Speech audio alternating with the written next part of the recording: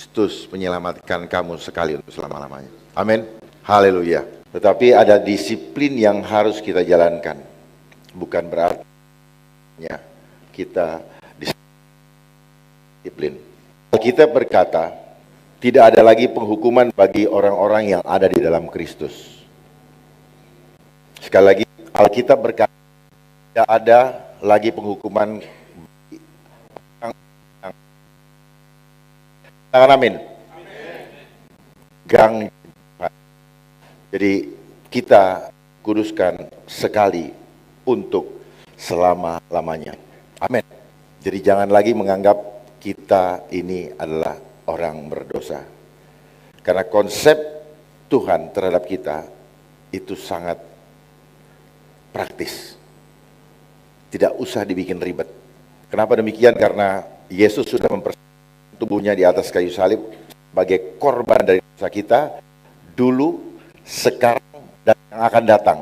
Jadi yang akan datang pun sudah ditanggung oleh tubuh Kristus di atas kayu salib. Katakan amin. Ini adalah hal-hal yang harus kita pahami dalam hidup kita. Karena tidak mungkin bisa bebas dari hukum dosa. Karena justru itu kita juru selamat. Dan karena itu kita cintai dia lebih dari apapun di dalam hidup kita. Amin. Ini yang selama ini kita lebih mencintai hal-hal dunia yang membuat kita lupa akan anugerah kasih karunia dari Tuhan.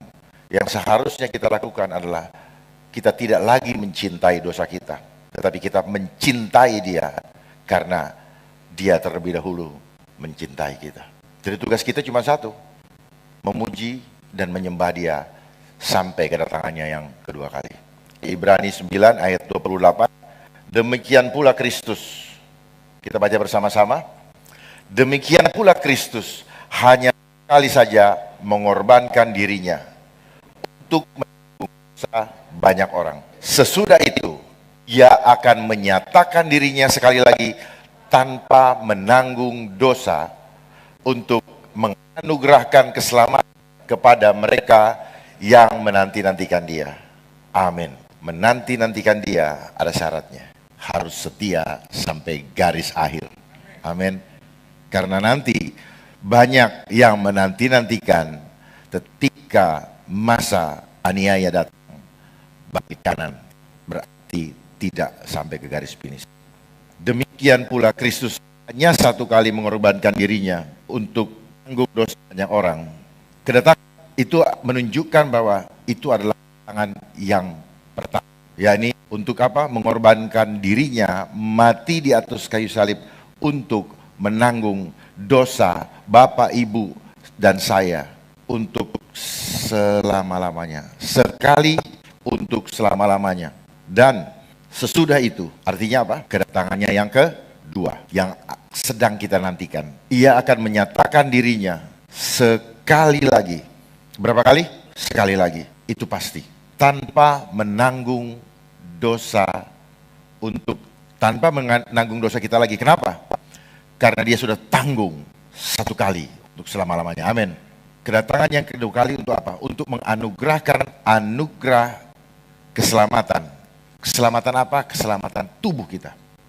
Yang akan diubahkan menjadi tubuh kemuliaan. Haleluya.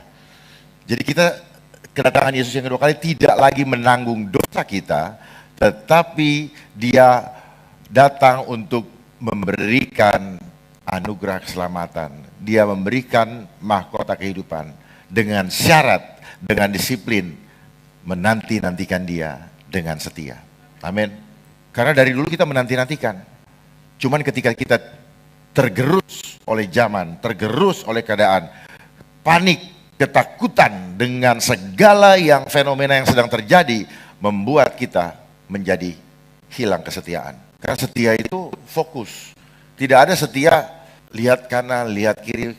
Kadang-kadang ibu-ibu sama bapaknya, itu lihat apa lo? Pulang berantem. Karena merasa begitu lirik kanan, lirik kiri dianggap tidak setia. Padahal itu adalah karunia. Mata boleh melihat. Yang penting tidak menginginkan. Itu karena yang menginginkan di dalam, nggak kelihatan. Jadi itulah kehidupan. Nah, yang di dalam ini seringkali menipu kita. Dan itu dimanfaatkan menjadi celah buat iblis. Makanya orang selalu ngeles. Kita diprogram untuk menjadi orang-orang berdosa oleh sistem yang ada sekarang.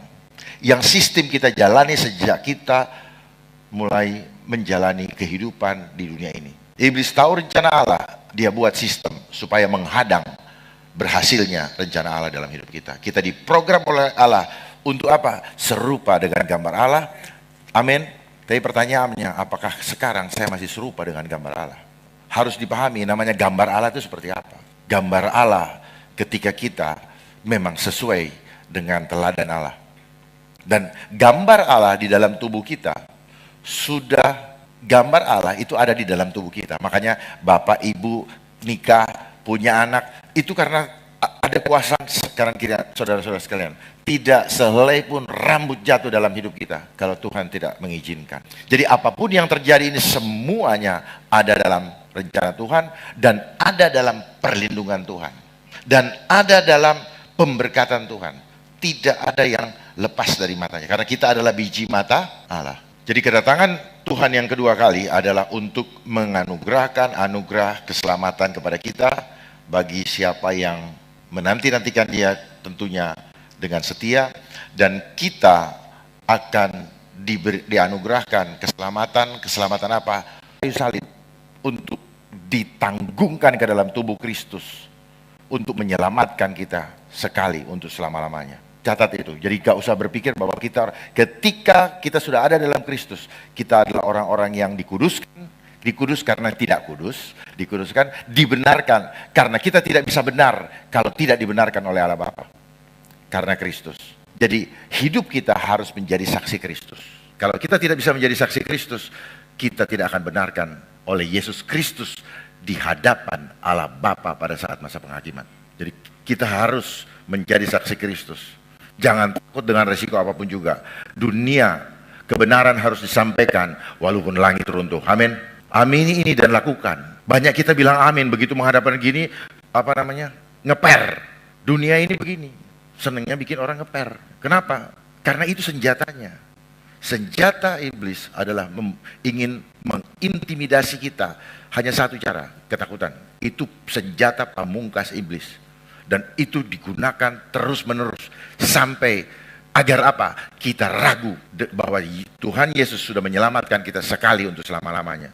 Kita dibikin lupa bahwa janji itu sempurna. Janji itu tidak akan pernah dikhianatinya. Itu sumpah. Saya akan bukakan ayatnya. Jadi saya ulangi lagi, kedatangan Tuhan Yesus yang pertama kali satu, untuk mengorbankan dirinya, mati di atas kayu salib untuk menanggung dosa Bapak Ibu sekalian dan saya. Satu kali untuk selama-lamanya.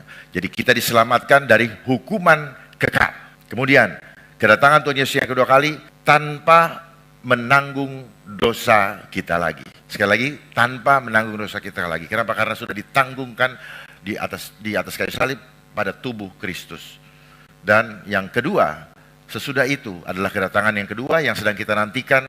Kita akan dianugerahkan anugerah keselamatan. Jadi tanpa menanggung dosa lagi. Untuk apa? Untuk memberikan keselamatan tubuh. Tubuh yang diubahkan menjadi tubuh kemuliaan. Haleluya. Amin.